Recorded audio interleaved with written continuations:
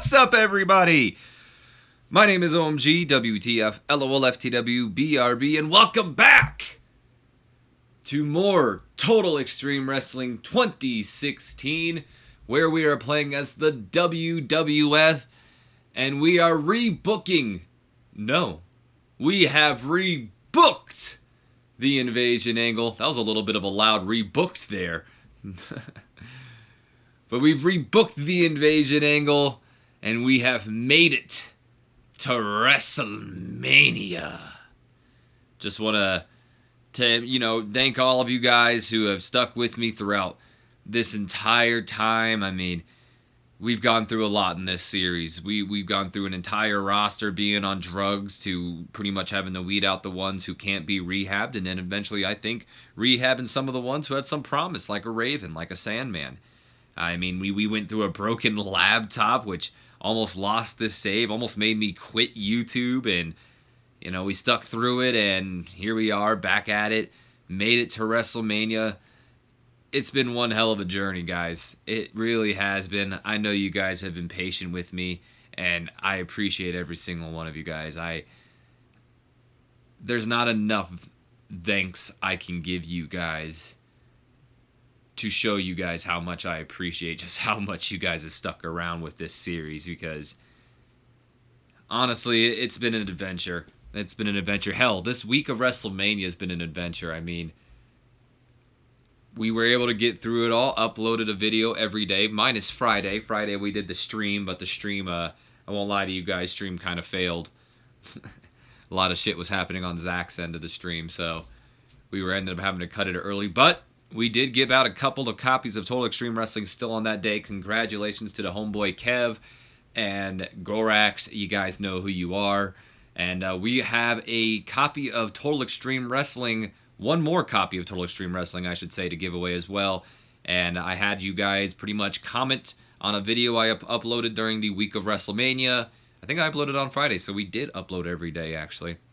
And you guys commented on that, your predictions on who you think or thought was going to win WrestleMania here tonight, and the person who was the closest won, well, the copy of the game. And that person is LN, not LNN, LN Productions. So, LN, I was going to personal message you on YouTube, but I guess they got rid of that feature, so if you want, you can message me on my Facebook page. You can comment your email down below, but I don't know if you really want to comment your email down below.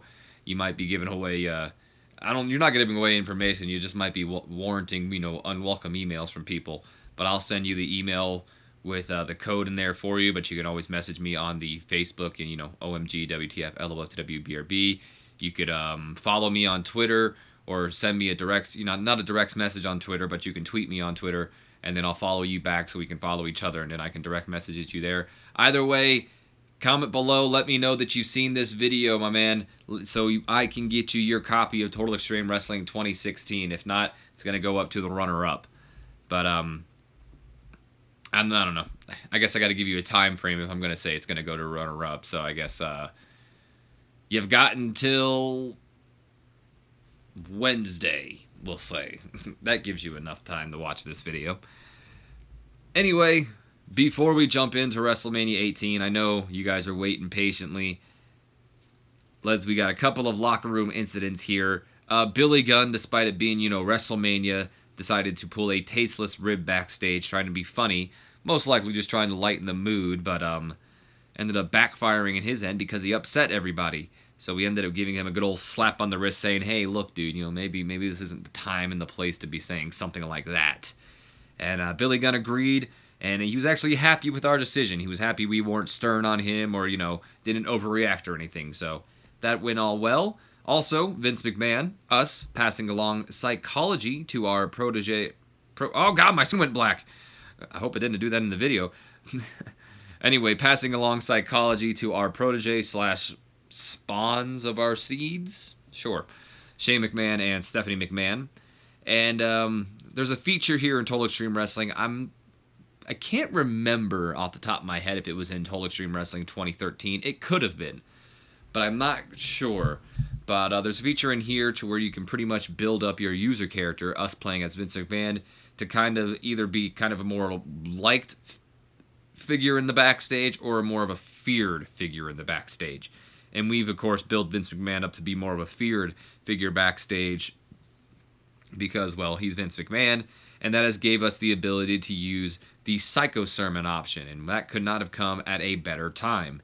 So, Psycho Sermon, pretty much just, I wouldn't say it's psyching everybody up, but it's Vince McMahon pretty much standing up in a speech and letting everybody know that this is WrestleMania. You guys got to give it your best. You got to go out there and give it your all. You don't want to come backstage and face pretty much the wrath of Vincent Kennedy McMahon. You don't want to upset the boss, and everybody's going to be on their top of their game because, yeah, they don't want to upset the boss pretty much.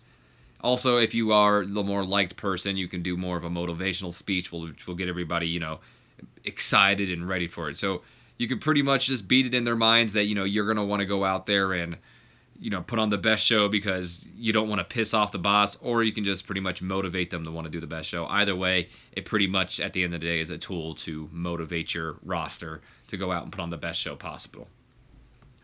With that being said, ladies and gentlemen, nerds and geeks, I present to you guys WrestleMania 18.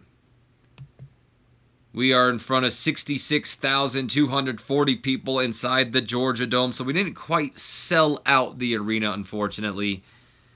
But with that being said, 51 D+ rating to start off our pre-show match here. We have a couple of pre-shows. I tried to get as much of the roster on the pre-show as much as I can, the ones that weren't used. So the ones that didn't end up getting used really didn't have much of a reason, or I wasn't about to make a second battle royal just to include them, pretty much. Anyway, we have 6 women action here as Lita teams with Tracy Brooklyn of the Pimp Party and one of our developmental talents, Lisa Marie Varon, because we didn't have any other face superstar to team up with the two. So we chose Victoria, pretty much, to take on our heel team of Ivory, Jacqueline, and Molly Holly. So a terrible pre-show matchup here. Lita, Tracy Brooklyn, and Lisa Marie Varon go over Ivory, Jacqueline, and Molly Holly in 6 minutes, 37 seconds after Tracy Brooklyn goes over Ivory in a pretty much a fast roll-up. In terms of in-ring work, Lita was head and shoulders above everybody else, and pretty much the reason why I chose Tracy to go over Ivory was just to kind of play off of the whole right to censor feud and Tracy being the Pimp Party person getting the victory over Ivory. So, yeah. Also, hoping to give it her a little bit of a boost as well. Ivory and Richards have good chemistry, so that's awesome. Lisa Marie Varon with a in-ring performance of a 28, so, I mean, she's not far off from, I guess, being ready for at least the women's championship style, which kind of sounds pretty, yeah.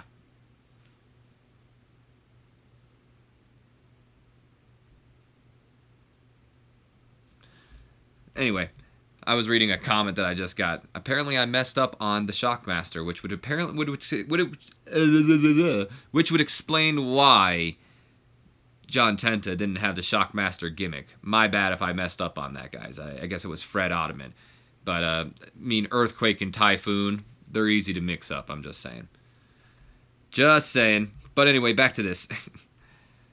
So, anyway, Lisa Marie Varon with a 28, so I'd say she's almost about ready to be called up, if not ready for the at least women's division standards. Tracy Brooklyn with a 34 in-ring performance, so she's definitely getting better, if not more popular. Lita, of course, was head and shoulders above everybody else with that 67 in-ring performance. Molly Holly with a 53, Jacqueline with a 54, and Ivory with a 55 in-ring performance. So, all in all, good stuff. We got a, what is this, handle changes? Oh, okay. Jacqueline is improving in her performance skills, so I guess that's good all in all. Did I not? Okay, I was going to say, did I not press the button? We then move on to our WrestleMania pre-show Battle Royal, just a Battle Royal to get people on the keep people happy that weren't on the main card, pretty much. 78 solid B rating here. We have a decent pre-show match. Diamond Dallas Page goes over the, 20-man Battle Royal, I think, here. Goes over everybody in 10 minutes, 11 seconds after the final four was Lord Steven Regal, Bradshaw, and Perry Saturn. Regal being the final elimination in the match. Bradshaw apparently getting the most eliminations over the course of the match. But at the end of the day, the WCW People's Champion walks away victorious. Also, Raven seemed off his game. Come on, Raven. What is this? Handle changes? Another thing? Oh, okay. Yeah, that's right. We were teasing Billy Gunn. I forgot about that as well. Steven Richards is improving in his technical. Boss Man improving in his technical, as is Bradshaw. And Mark Jindrak improving in his performance. The winner of the Immunity Battle Royal, in case you didn't watch Sunday Night Heat. The same Sunday Night Heat that featured Earthquake as Shockmaster instead of Typhoon. I'm sorry. Anyway. And then we finally move on to the main event of the pre-show. 77 solid B rating here. And a pre-show bout that had great wrestling and good heat. Kane and Teston Albert go over the Giant, Ron Simmons, and Chuck Palumbo in 10 minutes, 28 seconds after Kane defeated Chuck Palumbo with the choke slam. Test getting better at his gimmick. Chuck Palumbo was really off his game here tonight. Stacy Keibler doing good work ringside. Not enough selling shown, unfortunately. Albert with an in-ring performance of an 85. Test with an 83. Kane with a 93. Looks like he was the best of everybody in the match. Chuck Palumbo with a 74, the worst of everybody in the match. Ron Simmons with an 80, and the Giant with a 91. No worker improvements. All right, guys. So before we get to the start of WrestleMania, I'm going to take a quick drink of some water here. Got to stay refreshed. Got to stay hydrated. You know how it works. All right. Here we go, guys. I'm nervous. Ain't no going back now. I'm not going to lie to you guys. We're going to take a couple of risks here in this show. Undertaker and Sting. I made it a once-in-a-lifetime match. They both have that eligibility to be... They're definite Hall of Famers. I'm thinking that this should be good. So, I'm hoping we got a 100 show. I'm hoping we've got the perfect show. You know what? I just realized my man LN Productions, the guy who won the damn TEW copies, the one who commented saying, correcting me on who played Shockmaster. My bad, dude. I'm sorry. But you got to forgive me. They were tag team partners, and it's easy to confuse the two, in my opinion. Moving on. So, guys, let's go. Okay. WrestleMania 18. Here we go.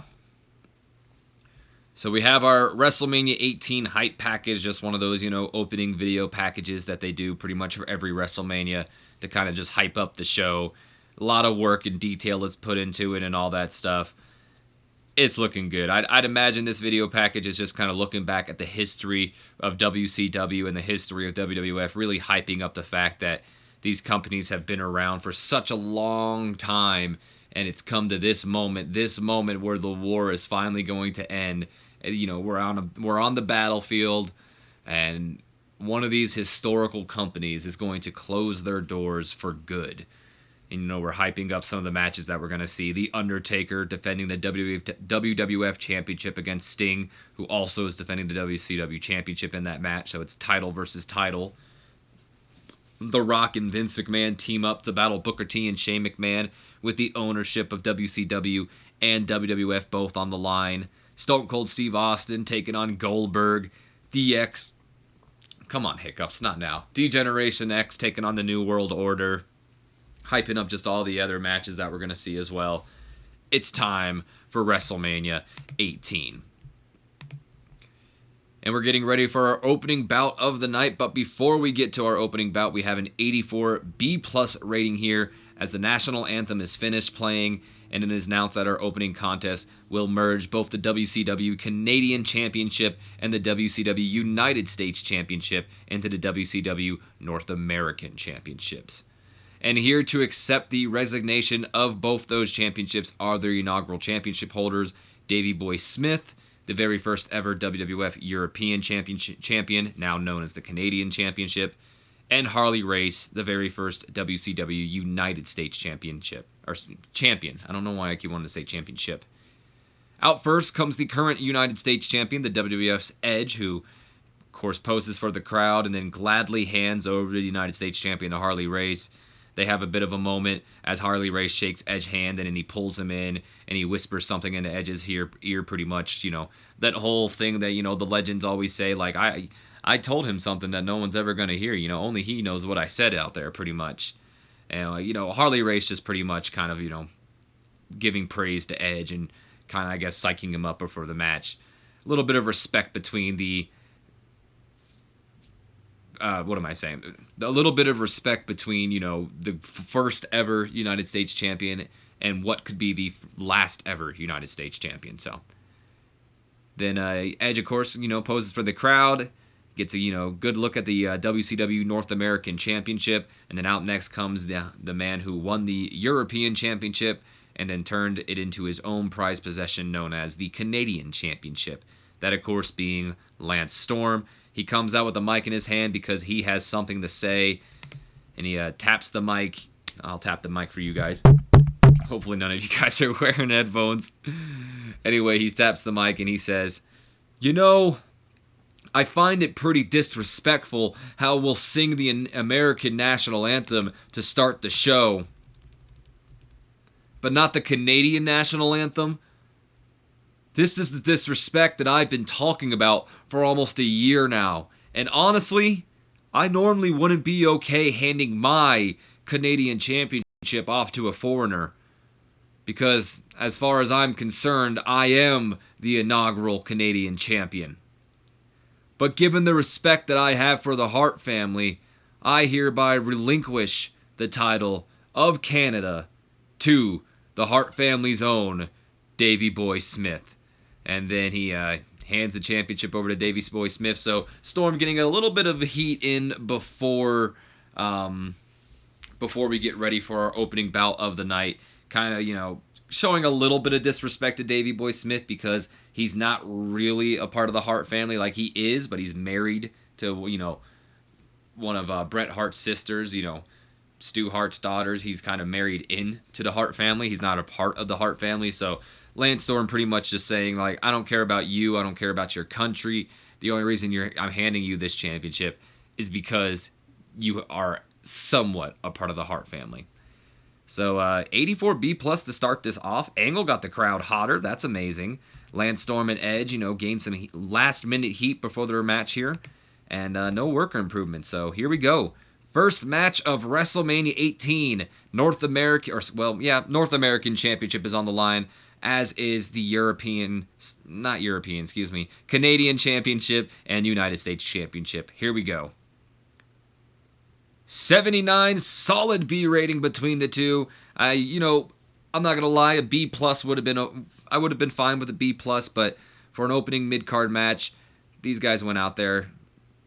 Apparently a lack of psychology definitely didn't help the match. You would think Lance Storm would have a little bit of a better psychology in him. Anyway, 79, solid B rating, just 1 point away from that 80. And about that had great wrestling and a decent reaction from the crowd. Edge ends up beating Lance Storm in 15 minutes, 37 seconds by submission. I'd like to imagine it maybe even by the sharpshooter. And Edge becomes the Canadian champion while also making his 5th defense of the United States Championship, just thus merging the Canadian and United States Championships, and he is the first ever WCW North American champion at the end of the day. So there you have it. Edge gets the rub here tonight. This got the crowd hotter. Edge has had an in-ring performance of an 86. Lance Storm with an 80. So I think we went with the right man here, but at the end of the day, both men killed. They put on a great opening bout. Could have been better, I agree, but definitely around what I was most likely expecting between these two. Go ahead and take a look at the dirt sheet. Of course, look at that. Motivated for the pre-show. Motivated. They're motivated. So Edge was penalized for his stamina. Apparently he can't go this long. Huh. That's interesting. But it was capped for the short match length. See, that irritates me. And their storyline low heat, which is surprising because I thought they had a little bit more of heat to the storyline. Okay, well that's fine. They still had a great match despite that. We then go to a 74 B- as we're getting ready for our next matchup, which will be for the WWF Tag Team Championships. We get a video package highlighting the Dudley Boys versus the Steiner Brothers feud here, showing off early on when the Steiner Brothers pretty much took the Dudley Boys out for majority of the invasion angle by putting them through glass tables. I think it was glass tables. And I could be remembering things wrong or making things up off the top of my head. And then, of course, the Dudley Boys return and just the feud pretty much where they're just going after the Steiners. They want the titles and they want revenge. So 74 B- as we get ready for our next matchup. WWF Tag Team Championships are on the line. Dudley Boys versus the Steiner Brothers. And we get ourselves a solid 80 B rating here. Again, not too bad. Wouldn't have minded a B+, but 80 B, I can take it. An bout that had superb wrestling and a decent reaction from the crowd.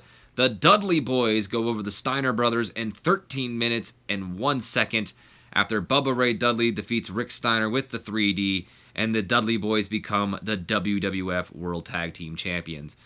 I think originally I had this penciled in for a tables match, but last minute I decided to change it into kind of like a no-holds-barred match, so I'd imagine these guys just going to war like...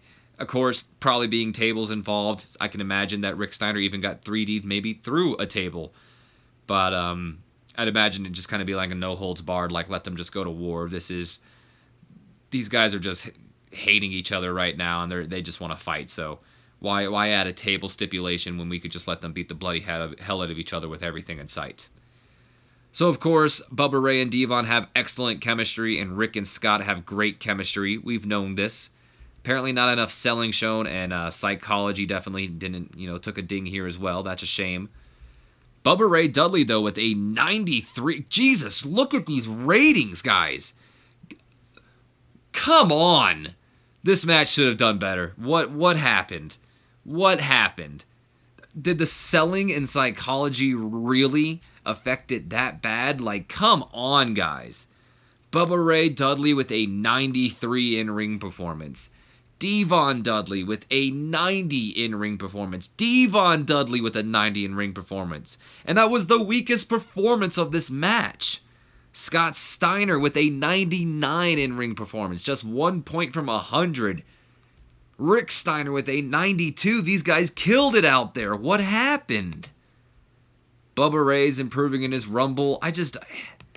Is it really that? Let's go ahead to the dirt sheet again and take a quick look, see what we were penalized for. Devon with his inconsistency.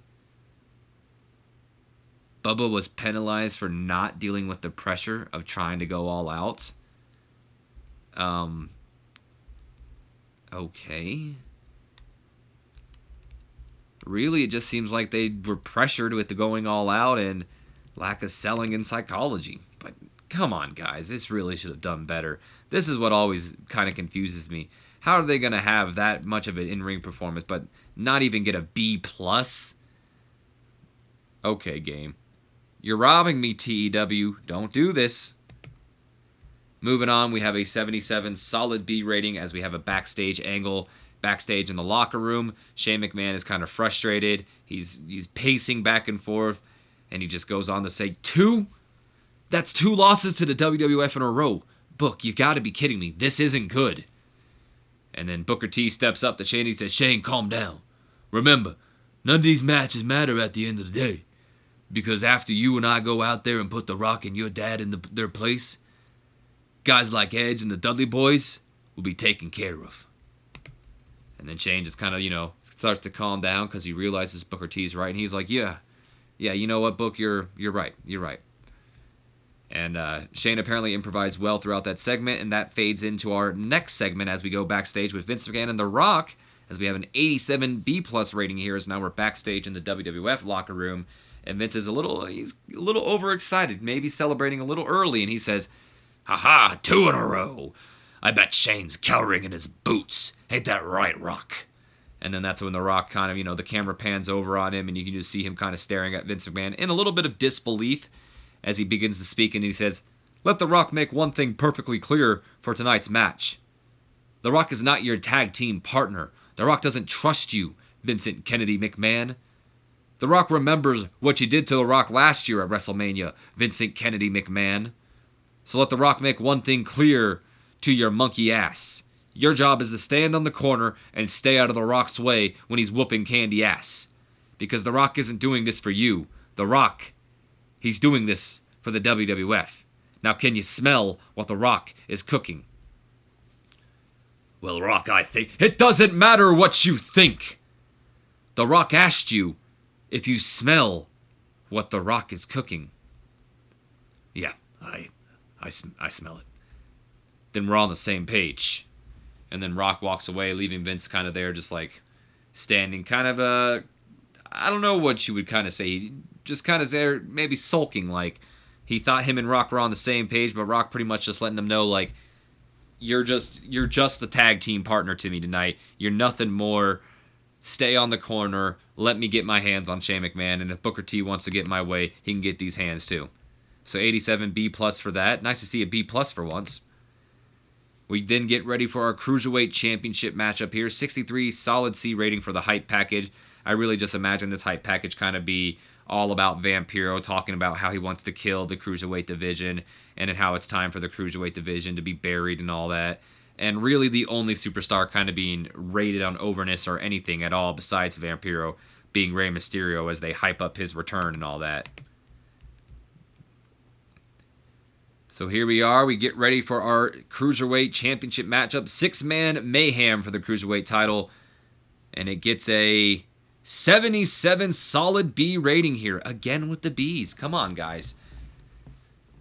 Anyway, and about that had decent wrestling, but not much Wayne Heat. Rey Mysterio Jr. does it. He beats Dean Malenko, Chavo Guerrero, Eddie Guerrero, Billy Kidman, and Vampiro in 15 minutes, 29 seconds. When Rey Mysterio Jr. beats Billy Kidman with the springboard Hurricanrana, and he wins the Cruiserweight Championship, the title that he never lost. So Vampiro, he tries to kill the Cruiserweight division, but it doesn't work out for him. I'd like to imagine that things make it a little extreme here. Maybe the Cruiserweights take Vampiro out maybe a little early, perhaps. Take him out a little early, putting him through a table, perhaps. I'm not sure. And then they kind of go at it and do the whole Cruiserweight thing until Vampiro finds himself back into that match, and maybe he starts taking control over it and using weapons to his advantage, and eventually maybe Billy Kidman finds himself in the right place at the wrong time, maybe lands a shooting star press on Vampiro or something. Looks like he's about to win the Cruiserweight Championship. Maybe Vampiro put hands on Tori, and that harkens back to the feud between Billy Kidman and Vampiro. And that's what ignites that fire into Billy Kidman to almost win the Cruiserweight Championship. But Rey Mysterio gets in there, hits the springboard Hurricanrana almost out of nowhere. And a 1, a 2, a 3, Rey Mysterio is your new WCW Cruiserweight Champion. Also, I didn't pick Billy Kidman to take the fall. I let the game decide. But since he took the fall, it works out. I was able to explain maybe a good storyline there as well. Dean Malenko really off his game here tonight. Come on, Dean. You're at WrestleMania. What are you doing? Possible last appearance at WrestleMania, too. This match got the crowd buzzing because they were set to steal the show, as you can see right here. I figured, come on, Cruiserweights, you can do it. Rey Mysterio with an in-ring performance of a 65. Dean Malenko, despite being off his game, had a 71 in-ring performance. Chavo Guerrero with a 68. Looks like Rey was actually the worst of everybody here. Yeah, he was. He tied with Billy Kidman for the worst performance. Who would have thought Rey Mysterio Jr. almost pulls out the worst performance in this match? Chavo Guerrero did better than him with a 68. Eddie Guerrero with a 74, the best in-ring performance of this match. And Vampiro with a 72. Worker improvements are Eddie Guerrero improving in his Rumble and performance skills, and Vampiro improving in performance as well. We then go to an 86 B+ as we go backstage. JR tells us that we're getting word that the NWO has arrived to the Georgia Dome, and Mean Gene Okerlund is backstage trying to get a word. So Mean Gene, he's trying to pretty much catch up to the NWO as they're walking forward pretty much, and he's, excuse me, Hogan, Hall, Kevin Nash, Mean Gene, can you spare a minute of your time? Finally, Kevin Nash turns around and he goes, What do you want, Mean Gene? We're here to handle business. And then Scott Hall also steps up, and our business isn't talking to you, Chico. Look, guys, I just wanted to get your thoughts before your match tonight. After the shock announcement of Shawn Michaels coming out of retirement to join Triple H in your match, I mean, what are you guys thinking? And then Hogan kind of looks at Nash, he looks at Hall with a big smile on his face, and he goes, well, let me tell you something, Mean Gene. Shawn Michaels should have stayed retired, because once the NWO is finished with DX, that's where they'll both be heading. Golly, Hogan, you kill me. And then Nash calms down Hulk Hogan. He goes, all right, Hulkster, that's enough pandering to the fans, all right? Let's get back to work, boys. And then the NWO walks off as Mean Gene sends it back to JR and company. Hulk Hogan clearly enjoyed having the freedom to go off script. Kevin Nash improvised well throughout the segment. Scott Hall, unfortunately, struggled when going off script, probably because he's drunk. Hulk Hogan came out looking excellent. Scott Hall underperformed, probably because he's drunk. Also, Mean Gene Okerlund improving his acting, learning to show more charisma. Good for you, Mean Gene. He even dressed for the appearance. 75 B- as we see Kurt Angle. He's getting ready backstage, warming up for the upcoming submission match against Ric Flair, and that match is next as we get our video package for Kurt Angle versus Ric Flair. The first of many dream matches, in my opinion, here tonight. Had to take a drink after that Hulk Hogan voice. You might not think Ric Flair and Kurt Angle's much of a dream match at this time, but I think, with Kurt kind of being the rising star, he's definitely the right choice to, go against someone like Ric Flair. There's not many other options. I mean, you could have chosen Chris Jericho. Nonetheless, we get our video package for Kurt Angle and Ric Flair, 83 B+ for the video package. And then before the matchup, Kurt Angle makes his entrance. And then I'd like to imagine, as we get ready for our special entrance for Ric Flair, an 87B for Ric Flair's special entrance, I may add. I'd like to imagine this kind of harkens back to Ric Flair's entrance from like the old Starrcade days or whatever it was, when you have the spotlight kind of shining, all the lights are out, and I'd imagine there kind of be, maybe they hired an orchestra. I'd like to imagine that there's an orchestra hired to play the brr, brr, brr, brr, the whole Ric Flair thing, as you got that big spotlight shining right behind Rick, and all you see is his silhouette as he starts to make his way down the rampway. Fireworks start to shoot off into the air as the lights all come back on, and Ric Flair's got this gorgeous giant-ass robe, maybe domed in, American colors. Maybe it's just, straight blue to maybe harken back to, his old Starrcade days or whatever. I don't know. Maybe it's something to honor WCW. Nonetheless, it's Ric Flair, baby. It's looking good. He's got his protege, Chris Benoit, by his side, who won his match against DDP on the Sunday Night Heat Super Show. And they begin to make their way down to the ring, and Ric Flair stops during the entrance. He kind of looks at Chris Benoit, and he tells me, you know what? I can handle this on my own. You go to the back, because Ric Flair, he's going to do this on his own. I'm not going to lie to you guys. I'm going to spoil it for you now. Benoit is not going to get involved in this matchup at all. Ric Flair wants to prove that he is the man, and in order to beat the man, in order to be the man, you got to beat the man, pretty much. So, there you have that. Ric Flair's performance was good. Of course it was. Flair is the man. He knows what he is doing. All right, guys, here we go. Oh boy, we've been building for this storyline or this match forever, since Ric Flair turned his back on Kurt Angle, tricked him into being his protege, and turned his back on him and joined with Chris Benoit. We've had Benoit and Kurt Angle pretty much feud throughout the entire year, and Ric Flair always avoiding a one-on-one match with Kurt Angle as much as he can, until finally here we are. WrestleMania, first person to tap out loses. There's no pinfalls, no nothing. Here we go. Oh, come on, dude. What's happening? Are you kidding me? Why? Why did this... How did this do an 82B? I just don't get it. Oh, I'm getting frustrated, you guys. I'm actually getting really frustrated. This match couldn't even have done a B plus. Like what? This match should have been an A. I can accept the other matches not, getting there, but you're telling me that this. What the? Oh my god, dude. This legitimately pisses me off. I'm not gonna lie to you. When we're not even halfway through the show.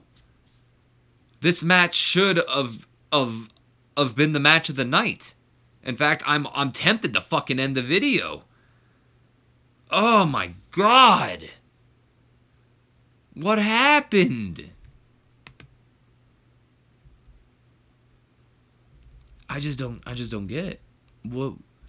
Well booked. Done to a hot crowd. What do you mean?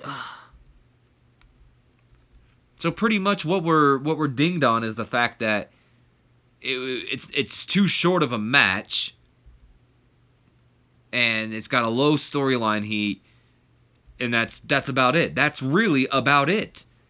Are you kidding me? That should not have dinged me that hard.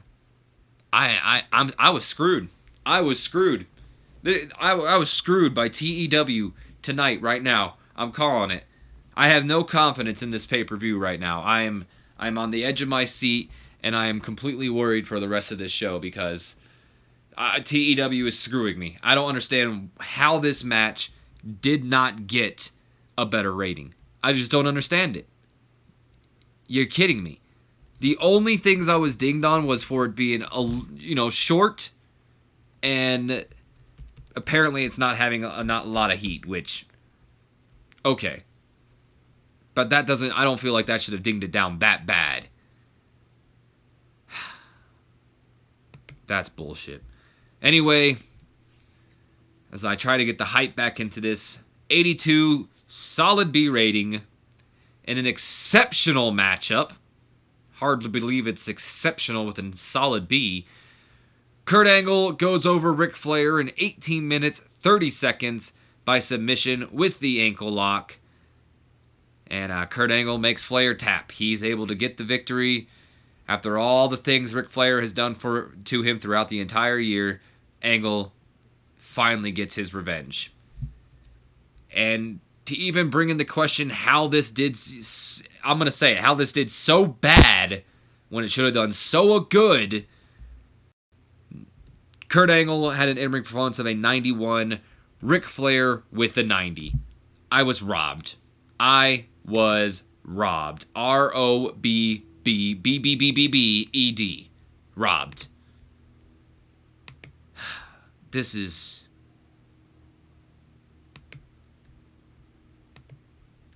whatever. I can perform better if you use me in matches that suit to my skills. Putting me in technician matches don't play to my strengths. Well, Flair, I disagree. I think you're a technician, but I guess you're not.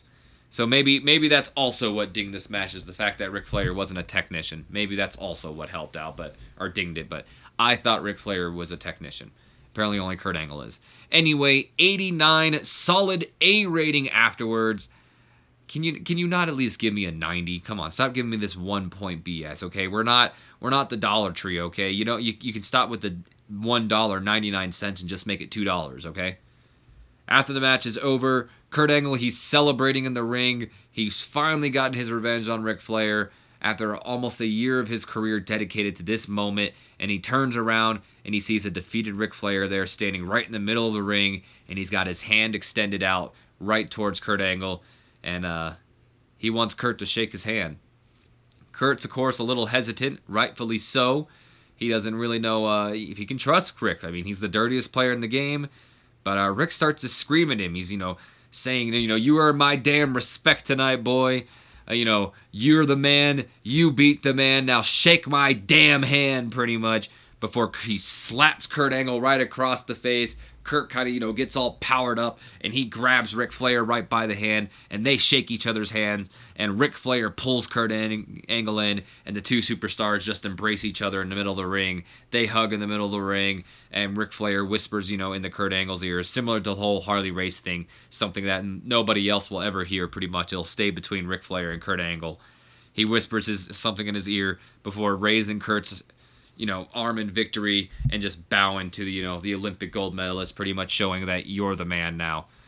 So Kurt Angle looked good in this segment. Ric Flair using subtle mannerisms to hint at a future face turn here. I kind of wanted this to be Ric Flair's face turn, and I'd imagine it is his face turn, but knowing what I know from Sunday Night Heat and the Haas brothers, heel turn's not going good because, too jaded and whatnot. I figure we're just going to have to build towards it. That way we don't just bury Ric Flair right off the bat. It gained heat to the Kurt Angle-Ric Flair feud. Little too late, apparently, though. Hopefully, I'm going to take another drink here. Hopefully, the rest of the show doesn't continue to just be average, because that's what I'm feeling right now. I'm feeling a very average show with all these solid B ratings. Give me a B plus or something. Come on. 71 B- rating. We're definitely not going to get it out of this next match. 71 B- rating as we see Daphne. They were all supposed to be on screen, but I accidentally left them off screen. I guess that's my bad. Daphne is backstage, and she's, just skipping backstage, and she's got the Women's Championship pretty much in her hands as she's just skipping along with the title, and the title's kind of flying along with her. And then, of course, we just see Test and Albert backstage, and they're just giving some last-minute advice to Trish Stratus, because coming up next is our WWF Women's Championship matchup as we get our video package for Trish and Daphne. I'd imagine maybe that Barbie Girl song that Daphne sang that a lot of you guys seem to have liked during the video package. Really just showing off, how Daphne just wants to kind of ruin the pretty face of Trish Stratus, and, she hates the beautiful and wants to, destroy the beautiful and all that, and she's going to break Trish tonight. So we got our Women's Championship matchup here. 70 C+ rating. I am not going to lie to you. I would have liked to have seen a B-. Come on, girls. A B- would have been good. But I guess that's not what we're going to get. 70 C+ rating here. And a decent matchup here. Trish Stratus goes over Daphne in 9 minutes, 52 seconds by pinfall with Stratusfaction. A lot of interference in this match, which could, play to the, might play to the why this match only got a 70 C+. Bossman and Perry Saturn coming out, providing a distraction, and Test and Albert coming out and providing distraction as well. Pretty much they came out, I'd imagine Saturn and Bossman come out to give a little bit of help to Daphne, which then led to Test and Albert coming out to pretty much intercept the flock, and they brawl, which led to, the distractions pretty much. Not like they actually intentionally came out to distract them or anything. Okay, but with that being said, I'm sorry guys, I'm still a little jaded after that Kurt Angle match. I was really had high hopes for that. Raven doing some good work ringside in this matchup. I guess I forgot to take him off, but that doesn't matter. Trish Stratus with an in-ring performance of a 70, so she matched the rating, which I guess when you look at that, they got about what they should have gotten here. Daphne with an in-ring performance of a 57, so Trish kind of carrying Daphne in this match, as she now becomes the women's champion for the first time ever in her career. No worker improvements here. Let's take a look at the dirt sheet here, see what we got here. Any negative things are at all? Honestly, not a negative thing in sight. This was about as good as we can get, it looks like. Looks like everything was positive, so this was a perfectly booked match, I guess. 75 B- rating as we get a Sunday Night Heat recap as the ladders are getting set up as we're getting ready for our ladder match for the WCW Tag Team Championships. So just a quick little highlight showcasing how Chris Benoit defeated Diamond Dallas Page, Kane retained the Intercontinental Championship against Rhino, and Mark Jindrak won the Immunity Battle Royal, guaranteeing him a contract with either the WWF or WCW after this war is over.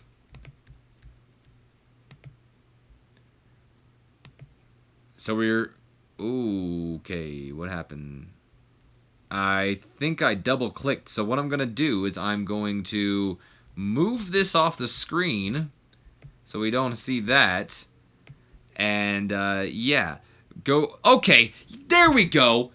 There we go. That's what I'm talking about. Our first A rating of the night. Hell yeah. 94 A rating here. Solid A rating here. And about that had great wrestling and a decent reaction from the crowd. Vitamin C, Chris Jericho and Christian go over the Hardy Boys. Rob Van Dam and Sabu and Canyon and Hugh Morris in 15 minutes, 5 seconds when Chris Jericho pulls the WCW Tag Team Championships down, winning him and Christian the WCW Tag Team titles for the first time ever. Hell yeah, finally an A rating. Jeff Hardy taking a crazy bump during this match, as did Sabu. I'd imagine that both these guys were probably on a ladder or something, battling on top of the ladder, and maybe Chris Jericho or Canyon, someone on the opposing team, either Jericho or Canyon, maybe even Christian though. I don't imagine Hugh Morris doing it though, but pushing the ladder down, and Jeff Hardy and Sabu just like crashing through like a bunch of tables or whatnot. So they take a crazy bump in this match. Jeff Hardy apparently sustained a stinger in this match. I'm not sure what a stinger is, but hopefully it's nothing too serious. I'm not going to be able to scroll all the way down because, in fact, actually, no. We can just press no. Yeah, there we go. And we should be able to just, yeah. Okay, cool. I was worried if I pressed no that it would just go right to the next thing anyway. So, anyway, Jeff Hardy sustained a stinger. Rob Van Dam seemed off his game here tonight. Come on, RVD. It's WrestleMania. You gotta perform better. Sabu also taking that crazy bump, as we mentioned previously. Canyon was really off his game tonight, as was Hugh Morris. So many people off their game here tonight, yet we get a 94 solid A. Okay, I'll take that. Jeff and Matt showed excellent chemistry when teaming with each other. Jericho and Christian, of course, excellent chemistry when teaming with each other. Matt Hardy with an in-ring performance of an 89. Jeff Hardy with a 92. Good God. Christian and Chris Jericho both with a 100 in-ring performance. The right team won, guys. Sabu with an in-ring performance of a 71. Rob Van Dam with an 86. Hugh Morris with a 74. Canyon with an 85. I mean, you guys were off your games, but it didn't show. So it looks like Sabu was the weakest of everybody with a 71, which is to be expected. It gained heat for the WCW 4-way feud. All in all, great fucking performance tonight, guys. You guys killed it out there. Chris Jericho improving in his performance skills. Hugh Morris improving in his performance skills. Christian's improving in his rumble skills. And Matt Hardy improving in performance skills. Great match here tonight between these guys. Let's take a look at this dirt sheet. Take a look at this dirt sheet. See if we got any negative things here at all. So far, so good. Everything's positive. Looks like it. Jeff Hardy penalized for, his use of soft drugs. Oh, does that mean he was high? Jeff, I swear to God, dude, if you were high in this match, enjoy rehab. Rob Van Dam was also used. I'll say, if you guys are high on WrestleMania, I'm easy with the soft drugs, but if you guys both got high before WrestleMania, and that's why you were off your games, enjoy rehab. I'm saying it right now. If you guys were high, you're being sent to rehab. What do we got here? So Jeff Hardy sustained the stinger. We know. No one was high. Nobody was high. Okay, we're good. We're good. We're good. We're good. We're good. Okay. So we are getting ready for our next matchup here. 86 B+ rating here as the video package for D-Generation X versus the NWO starts to play. Of course, hyping up Triple H and Shawn Michaels, taking on Hulk Hogan, Kevin Nash, and Scott Hall in a 2-on-1 handicap match. And here we go. Get ready for the matchup, you guys. Well, I'm not going to lie to you. It's really not much of a matchup. So if you guys don't want to really be too much spoiled, I guess, for you in this next angle here, I'd imagine, you might want to, like, pull up another tab or minimize your window or whatnot, because you might be a little spoiled if you read some things. Not that a superstar is debuting or anything, but if you can read along, you could get a little spoiled here. So anyway, not much of a matchup here, but nonetheless, 99 A-star rating for what's supposed to be a matchup here. And where in the blue hell is Scott Hall? Did he... What the hell? Why is he not in this angle? It's not that big of a deal, but he should have been in this angle. I'm pretty sure I put him in this angle. I'm almost positive. Nonetheless, the screen turns black and white. The New World Order make their way down a WrestleMania ramp for the first time as a group, but as individuals, it's been years. The trio makes their way, down to the ring. The black and white screen starts to show a little bit of a green and light wine, or not green and white, but a green line start, bouncing across it, whole DX kind of, I don't know what you would call it, but those like hospital lines where it's showing if you're alive or not. The whole green line's going across the screen, even though it's black and white still.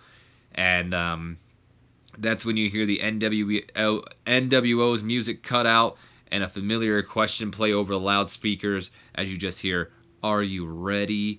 And as for the first time in years, Triple H and Shawn Michaels make their way down to the ring as D-Generation X. But for the first time ever, Triple H's wife, Stephanie McMahon, joins the team. So the music stops. The crowd is just continuing, though. We're hearing deafening chants. We're hearing Hogan, Hogan, Hogan. And the crowd's also chanting, DX, DX. Like they're all for DX as well. We're seeing the return of, an iconic group and an icon in the middle of the ring. This is one of those moments that gives you goosebumps, I'd imagine. The bell rings. We're getting ready for our matchup here. Triple H and Hogan, the first two to face off. And we get a little bit of a match between Hogan and Triple H. But as soon as Shawn Michaels is tagged in, we would find out that DX had a much bigger plan in play. As Hogan starts to overpower, the returning Shawn Michaels, it's really looking like Michaels is rusty and really shouldn't have returned to the ring because Hogan is just beating the living hell out of Shawn Michaels, tossing him around like he's nothing. He's getting ready to set up for the leg drop, and he's ready to just make quick work of the Heartbreak Kid. The NWO is making a little quick work of D-Generation X. But as Hogan bounces off those ropes and looks to deliver that leg drop, instead of hitting the leg drop, Hogan is met right in the face with Kevin Nash's big boot, just taking him down, catching him off guard. As Scott Hall and Triple H soon joins Shawn Michaels and Kevin Nash in the ring, and the four men smile, they look at each other, and they all put their arms up in the air, and they give each other a too sweet. And then they turn their attention towards Hulk Hogan, who's now starting to, he's a little dazed and confused after what happened. He's starting to get back up. And Shawn Michaels, Triple H, Kevin Nash, Scott Hall all begin to beat down on the Hulkster, making it clear that there was never an NWO, there was no D-Generation X, but there was always a Clique. And the pair, of course, they end their beatdown by allowing Shawn Michaels to tune up that band for the first time ever in years and land a sweet chin music right on the jaw of the Hulkamaniac himself before ripping off Hogan's shirt. I'd imagine it's already ripped off already, so never mind. But they spray paint the words "Click" right across his back, and then they underline the words, and they all leave with each other, buddy, leaving Hulk Hogan lying in the ring, and the crowd just wondering what the hell they just saw.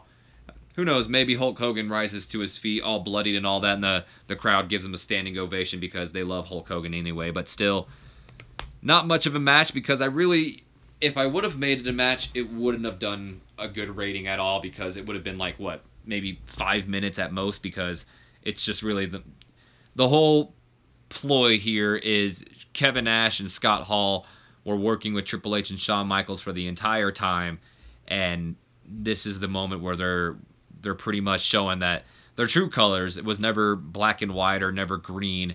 It was always blood red because blood is thicker than, I don't know. I was trying to make some nice little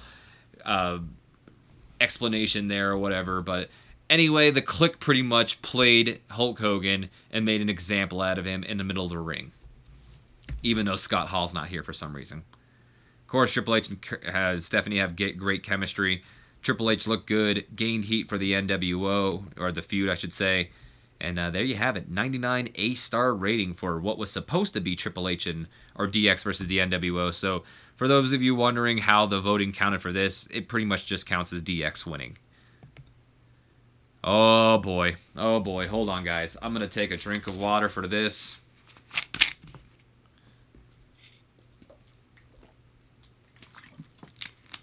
Makes me wish this water was vodka. Because this next match, I don't know what to expect. So I'm also going to take a quick hit off of my vape pen real quick as well.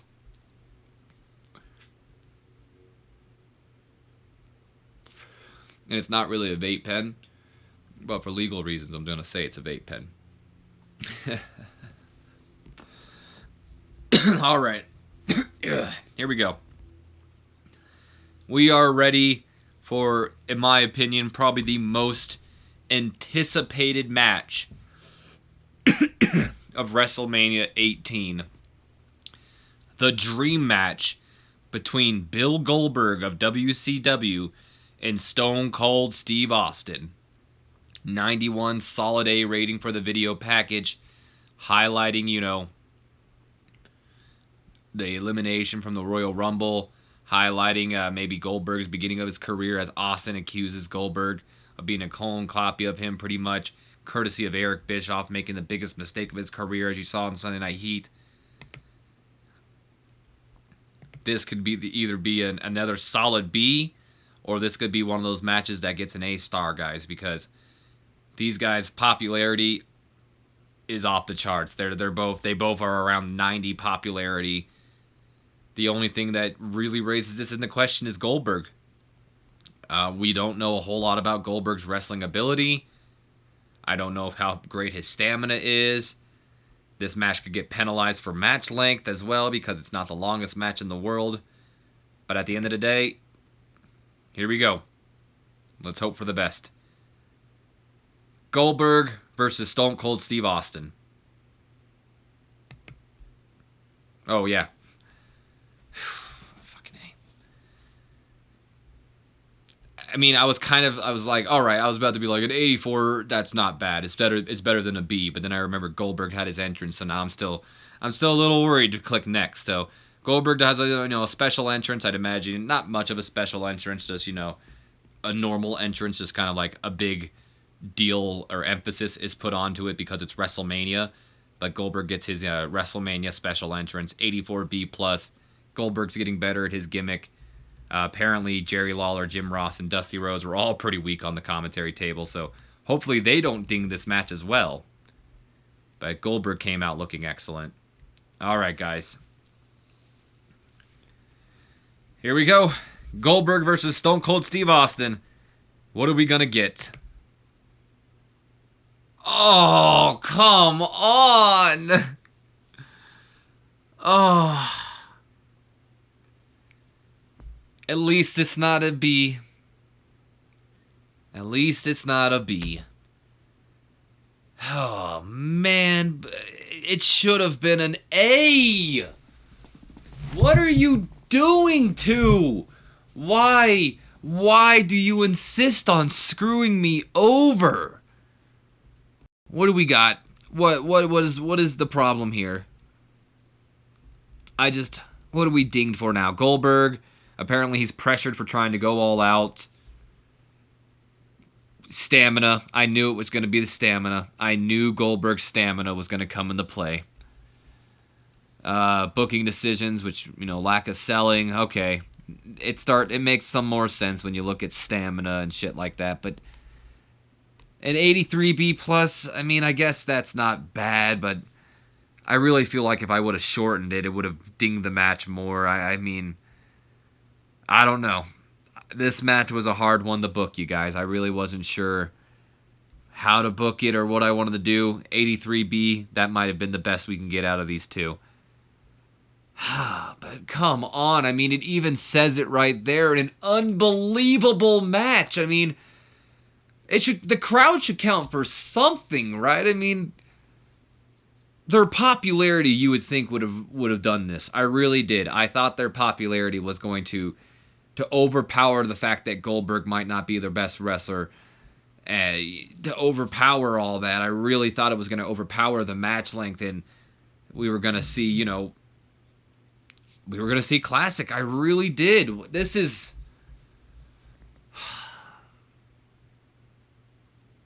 You're kidding me. I'm feeling screwed over. I am feeling screwed over. Like, I'm feeling TEW is just... Oh, boy.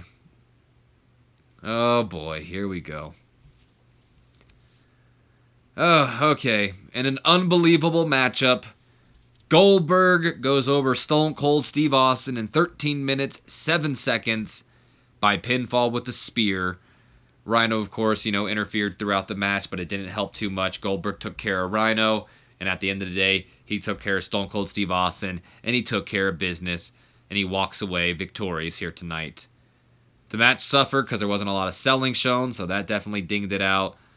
Announcing quality helped the match. Stone Cold Steve Austin with an in-ring performance of a 100.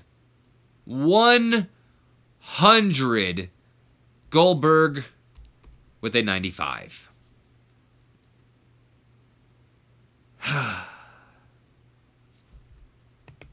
This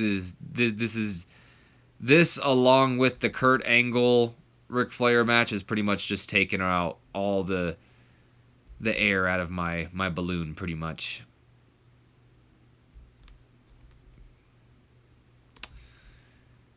Fucking seriously. I really thought the popularity was going to help. Alright. Well, this match isn't going to do much better. I already know that because Vince McMahon and Shane McMahon aren't that great of wrestlers. But anyway, 91, solid A rating as we are ready for our semi-main event of the night.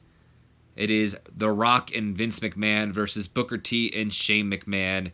And the ownership for both the WWF and WCW is on the line. And arguably, this is the most important match of the night.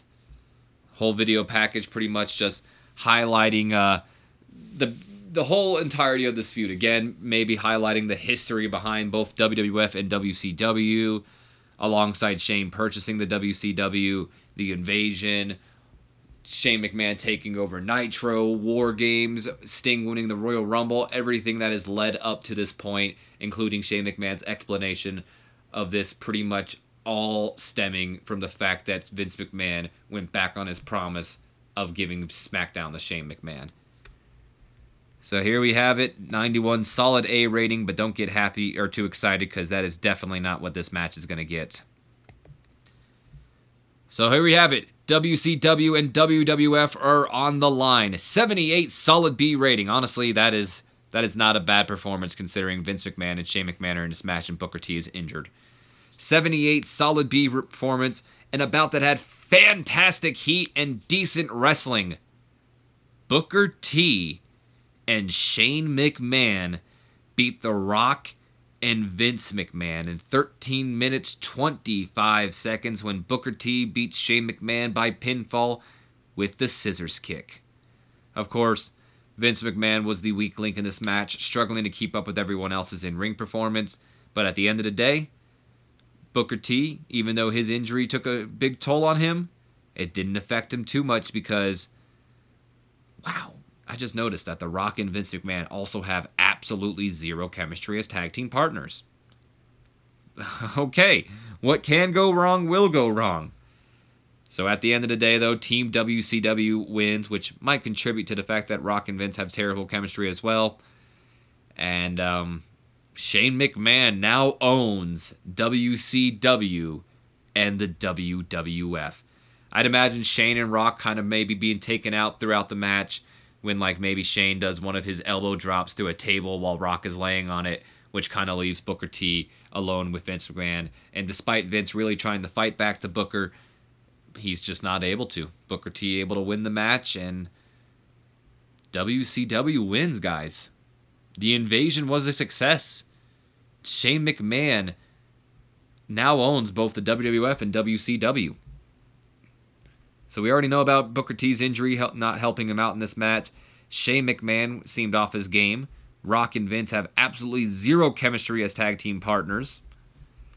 Vince McMahon had an in-ring performance of a 52. Of course, he was the weak link, so that's understandable. Rock with a 77. Shane McMahon with an 82. So Rock and Vince's chemistry really dinged them because Shane McMahon had the best in-ring performance of this match. What? I mean, Booker T's injured, so that didn't help. Rock and Vince's chemistry, really dinged them. But Shane McMahon, I never would have thought in my wildest... That almost makes WrestleMania worth it. The fact that Shane McMahon came to WrestleMania and outperformed Booker T and The Rock. Wow. That's amazing. That's amazing to me. Shane McMahon is improving in his performance skills, so good on him there. But, yeah. What do we got one more match still, and what a shock. WCW wins. As we move on to a 99 A-star rating, Shane and Booker T continue to celebrate WCW's victory in the ring as The Rock carries a defeated Vince McMahon up the ramp. Vince is crying. He's in tears. He's upset. He just lost his life pretty much. That's when Shane McMahon takes the mic and he goes, whoa, whoa, whoa, whoa, where do you two think you're going? Because WrestleMania isn't over, and WCW isn't done celebrating. You know, Dad, seeing you with those tears in your eyes have never made me happier.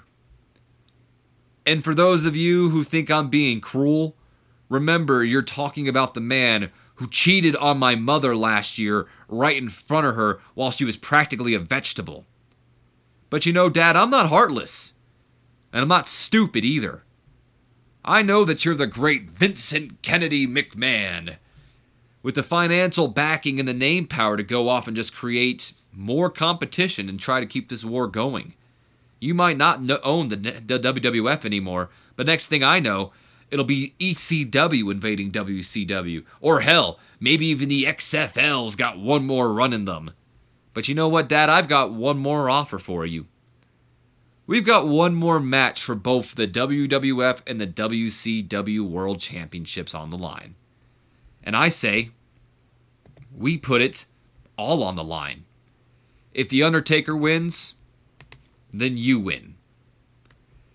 You'll not only keep your precious WWF, but you'll own your greatest competition in WCW. But if my man, the Stinger, wins, then not only do I walk away the sole owner of the WWF and WCW, but I own you. You work for me for the rest of your life until the day that you die. And you'll do whatever I tell you to. Whether it's you drive the ring around and you set it up, or you clean the arena after the show. You do what I say, when I say. So what do you say, Dad? Is your life worth the WWF? And then Vince McMahon takes a mic that's handed to him, and he breathing heavily and everything, and he goes, "You're damn right it is. You've got a deal, you son of a bitch." And then Shane smiles, and the two shake hands. Maybe they don't shake hands, because I forgot that Vincent's kind of supposed to be on the rampway. And we get our video package playing for our main event of Sting versus The Undertaker. And I'm really hoping that this match saves this card, because this match I'm worried about. I'm worried because Sting's not the most popular guy. Taker is, but Sting isn't. And Sting's also declining in his age. And we've already seen that popularity wasn't able to carry the match with Goldberg and Stone Cold Steve Austin. So now I'm a little worried that, maybe this, once-in-a-lifetime thing might not only bite me in the ass, because every time I use something like this, it always seems to do worse for the match instead of, helping it.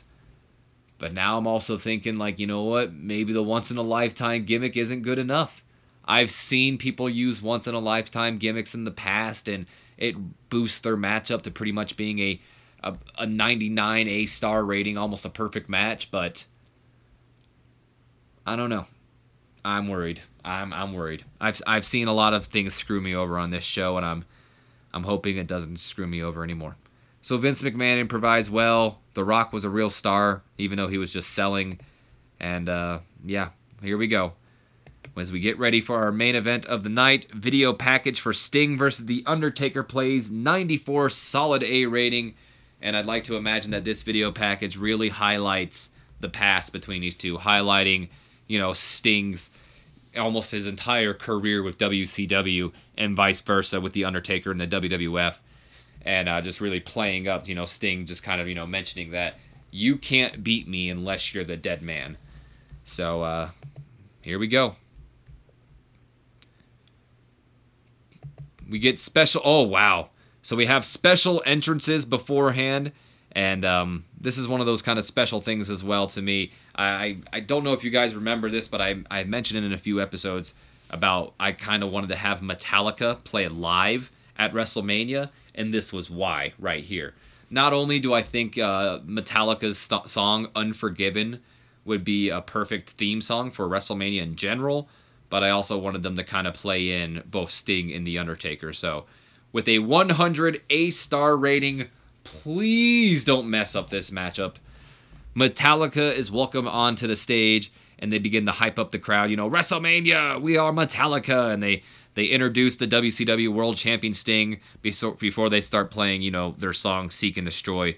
If you haven't heard the song, look it up, because you might want to get an idea of also what's going to be happening next year as well. So they start playing Seek and Destroy, and I don't know if Sting has ever came out to Seek and Destroy.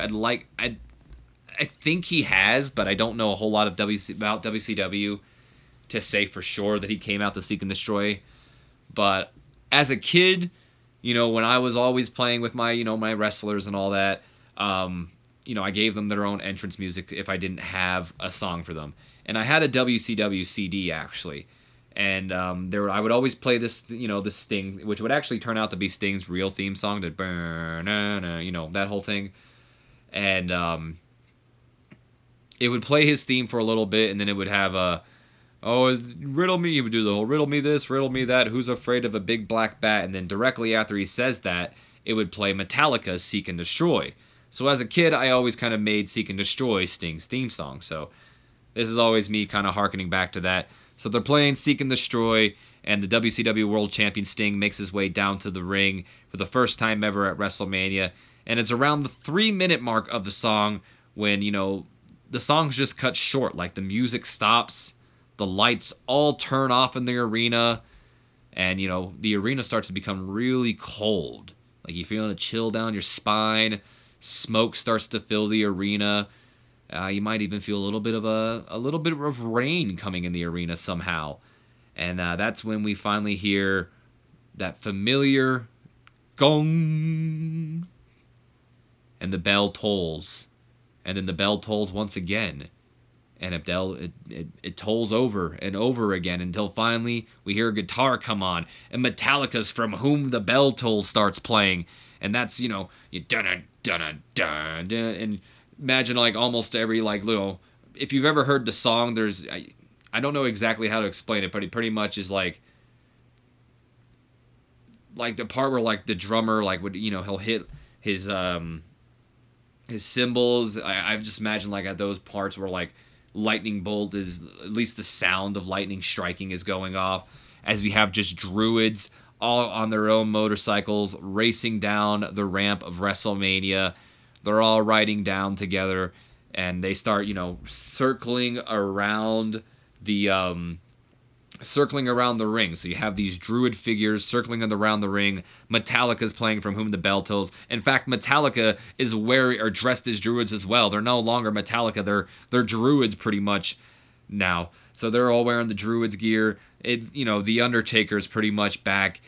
You got the druids circling around the Undertaker, pretty much like vultures right now. And finally, the lights come back on. The druids start riding back up the rampway, and Oh no, I'm sorry. Not the I skipped the part here in my head, but the lights don't come back on, but they start to dim first. They start to dim as the song, begins to end as well. The druids go up the rampway, and once the lights come back on, there he is, standing right in the middle of the ring, is the dead man, the Undertaker.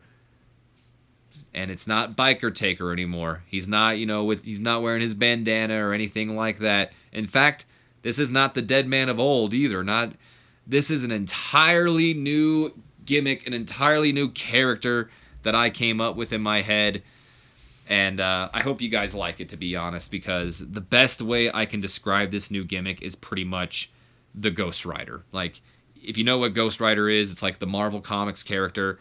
It's kind of like that. It's a combination of the Dead Man and the American Badass gimmick, where he's pretty much, as I like to call him, the Reaper Rider.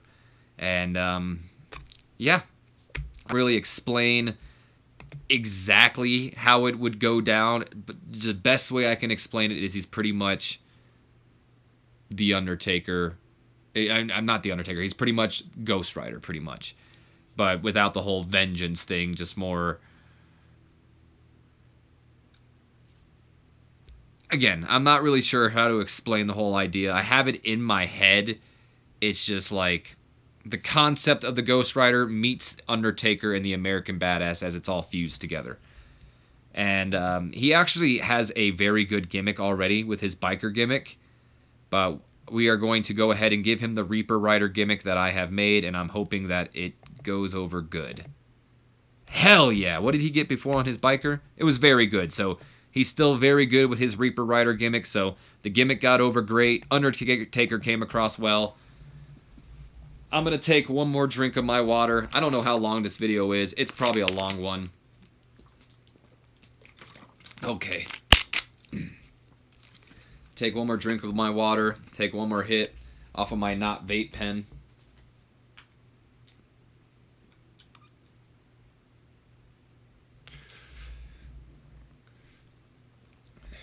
And here we go, guys.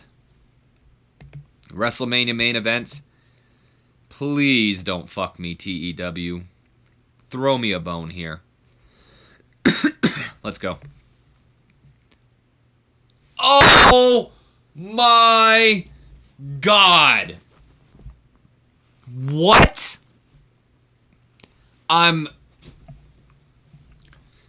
What? Why?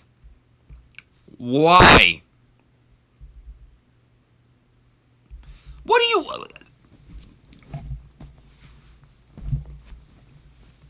An emotional high. What? The literal... What was the emotional high? I disagree, TEW. I disagree completely. What was the emotional high? The freaking angle? This game... Oh my God, dude. I have witnessed the biggest screw job in my life, and it's not the Montreal screw job. It's not anything else that I can't think of off the top of my head. It is on November 18th, 2018, Total Extreme Wrestling 2016, Grey Dog Studios or Software, whatever it is, and Adam Ryland outright robbed me. They robbed me of the perfect show. What in the freaking blue hell do you mean? Oh, is a penalized because there was an emotional high. Where was there an emotional high? Where? Are you telling me that the Vince McMahon, Shane McMahon matchup was the emotional high? Are you telling me the freaking angles all in between weren't enough to calm the crowd down? Metallica playing for them is too much of an emotional high. Ooh, I'm too into Metallica playing that I can't watch this match anymore. You robbed me, Total Extreme Wrestling. You outright robbed me tonight. I disagree with everything that happened. I disagree with Kurt Angle and Ric Flair. I disagree with Goldberg and Stone Cold Steve Austin. And I disagree with Sting and The Undertaker. Every match that should have been a A rating at least, you robbed me of. Ric Flair and Kurt Angle should have been the perfect match. They're fantastic in the ring. Nothing should have stopped them from. I am livid. Oh my God, am I livid? I am so. I am fucking. Oh my God. Are you kidding me? You can't even give me a B+.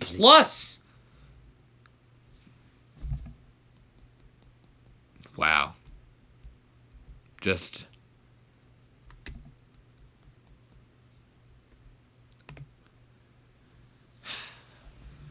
Wow. Oh, wow. And about that had sensational wrestling and fantastic heat. The Undertaker goes over Sting in 18 minutes 10 seconds by pinfall with the Tombstone Piledriver. Undertaker makes his second defense of the WWF World Heavyweight Championship. He also wins the WCW World Championship. Lack of selling. Apparently this match got the crowd buzzing. Fucking bullshit, dude. This is why I never do things like this. This is why I never do once in a lifetime or anything like this. I stick to only what I'm required to do because that's the way my companies ran. This is ridiculous. Look at all this. Look at all this positive stuff. All this positive stuff, none of it matters. None of this positive stuff here matters in this game. I'm telling you that right now. None of it matters. The only thing that matters in this game is the negatives. That is the only thing that matters in this game, is the negatives. You can have one bad seed in your roster, and the entire roster can go bad. But no matter how many positive people in there, that one negative can always ruin it. Look at all this positive things. Look at it. Sting got bonus for being motivated. He got his charisma, star quality, good job of slowly building the match, high morale. Undertaker was motivated. Charisma, star quality, good job of slowly building the match, high morale, good gimmick, high title prestige, bonus well booked. Announcing was, good high experience. Jack Doan's refereeing, great. Jack Lanza's road agent work, great. Sting's momentum, great. But what happens? Sting gets penalized for his declining physical ability. Okay, I'll give you that. But Undertaker, good momentum, good stuff. And then we start getting penalized. Ooh, odd heel combination. Okay, I'll give you that. Lack of selling. I disagree, but I'll give you that. Short match length. I mean, it went almost 20 minutes long. I mean, is that not long enough for you guys? Obviously, Sting can't go that much longer. And then, already an emotional high. That's the one that pisses me off the most. Tell me where, game. Tell me where the emotional high was, and I'll tell you you're wrong. Is it the angles in between? Because I thought the angles in between would have been enough time to deliver it. But I guess angles account for the emotion as well. So you mean to tell me that I gotta book probably my Divas match in between this match and throw off the whole card pretty much to ensure that this got great rating? Not only to mention that it's a once in a lifetime match. Like, I'm heated. I'm freaking heated. I'm fuming right now, and I don't want to end the video off on this way. I really just kind of want to press that fucking back button and go back and rebook the show or whatever, but I'm not going to do that because this is the way it landed, and this is our WrestleMania. Thank you for robbing me, TEW. Thank you so much for robbing me tonight.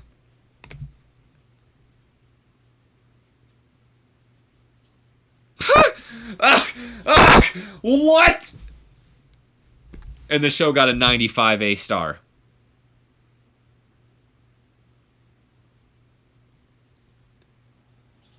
Why did the show get a 95 star? It shouldn't have gotten a 95 star, but it did. I don't know why it got a 95 A star, but it did. What? One more thing about that once in a lifetime thing. The thing should know it's being used on legends, so it should assume that, hey, these legends may be declining in their physical ability. At that point, they should go, it should give them an extra boost. For some reason, I feel like it just didn't give me that. But we still got a 95 A star rating. It increased our popularity in 26 regions, so I guess in a way the show was a success, but in my head, it wasn't. What was our best match of the night? Our best match of the night was actually the tag team match, so you know what? I am telling Chris Jericho. I'm giving Chris Jericho a hug. I'm giving Christian a hug. And let's see, Canyon was off his game. I think Matt was, or who else was off his? Yeah, Canyon was off his game. I think Matt was also off his game. Or no, Rob Van Dam was off his game. I'm trying to think of who else was, did okay in that tag team match. You know what? I'm also going to give Shane a hug. I'm giving Shane a hug as well because, I'm not going to give him a hug. I'm just going to compliment him on a good performance because he outperformed The Rock and Booker T. I'm going to do it. So there you have it. That's our Chris Jericho's being given a hug, Christian's given a hug, and Shane McMahon is being complimented on his good performance here tonight. So Jericho was very happy with... I didn't give you a speech, dude. I just gave you a hug. Christian seemed pleased, and Shane McMahon seemed pleased. I am so angry at that WrestleMania. But, I mean, it's still... It got a A-star rating. It wasn't the perfect show that I had hoped for. And I definitely didn't get my perfect match that I wanted. But, it did okay, I guess. I think it's an average pay-per-view. Or an above-average pay-per-view, I guess. But what can you say? Golly, I can't imagine how long this video is going to be. But before we end this off, let's go ahead. Oh, look, we weren't even the top thing. For some fucking reason, Dory Funk Jr. is a bigger deal in his contract extension with New Japan than WrestleMania in the Georgia Dome, which drew 66,240 fans, and the feedback has been incredible, and the show was apparently an absolute success. But yeah, no, Dory Funk's extension was way better. You're right. You're right. What do we got here? So,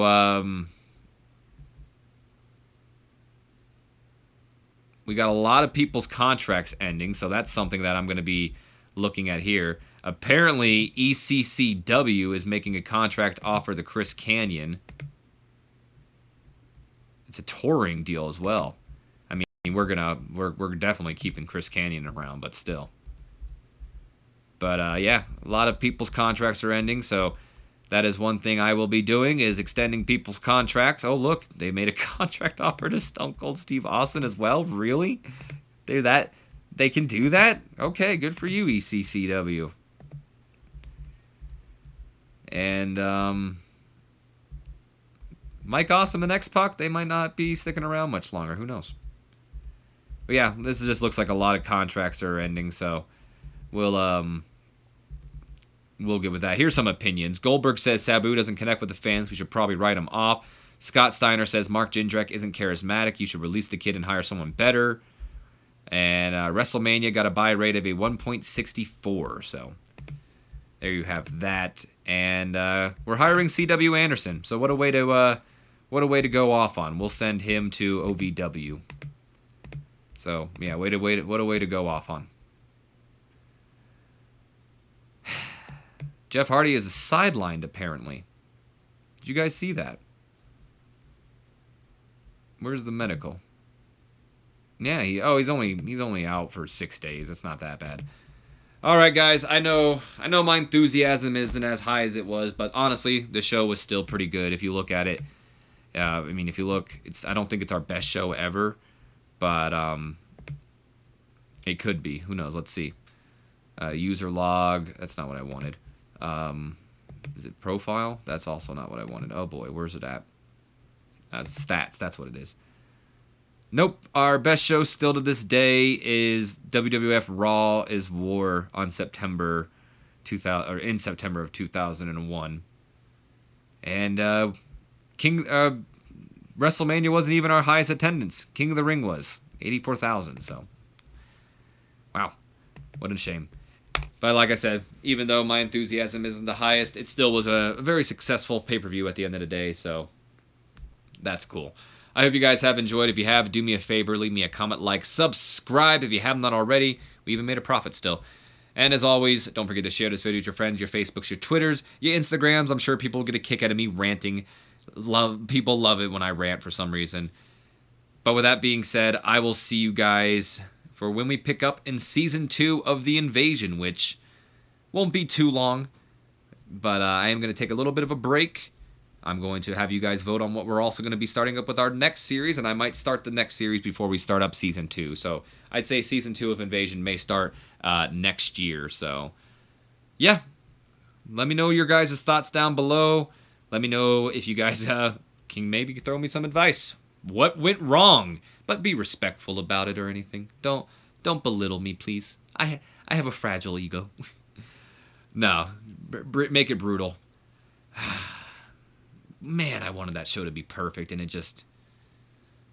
I was overhyped, I guess. Like I said, though, I hope you guys have enjoyed.